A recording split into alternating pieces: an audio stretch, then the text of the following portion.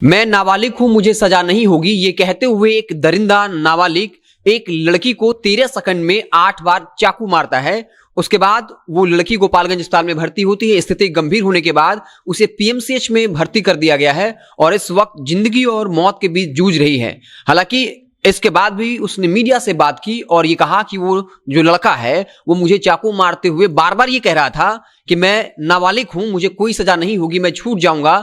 और वो लड़की कहती है कि वो अक्सर लड़कियों की छेड़खानी करता था, उसने अपने सहेलियों की मदद की थी और इसी गुस्से में आकर उसने मुझे चाकू से मेरे पे ऊपर ताबड़तोड़ हमला किया। उसने पूछा कि क्या किसी की मदद करना अपराध है, क्या किसी की मदद करना गलत बात है।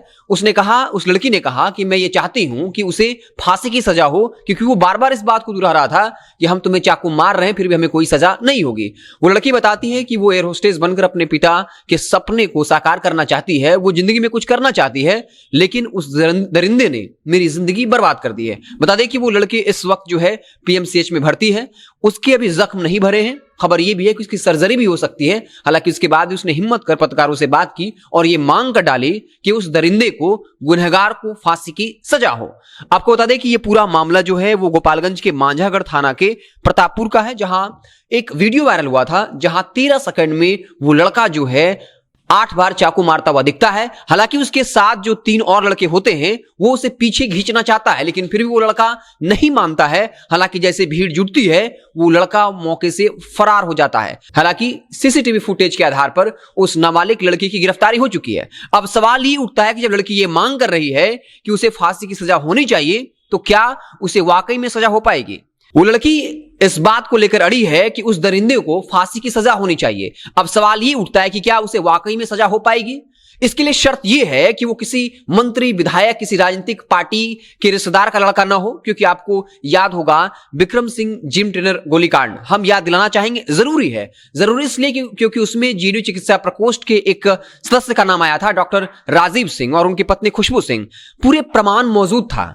पीएमसीएच में जब बाकायदा विक्रम सिंह को वहां से रेफर किया गया था, उसे भी 5 से 6 गोलियां लगी थी, वो वहां पहुंचा था, लेकिन उसके जख्म का रिपोर्ट गलत दिया गया। जख्म के रिपोर्ट में उस विक्रम सिंह की जगह उसके भाई का नाम दे दिया गया। अब अस्पताल में वो जख्म रिपोर्ट काम नहीं करेगा। जो विक्रम सिंह का जो आईओ है, जो अनुसंधान कर रहा है, उसने केस डायरी पूरी ही नहीं की। उसमें यह कहा गया कि जो भी शूटर्स पकड़ाए हैं, जिसने बाकायदा कबूल कर लिया है कि उसने राजीव सिंह के कहने पे गोली चलवाई थी, लेकिन उनको रिमांड पर लेकर पूछताछ नहीं की गई।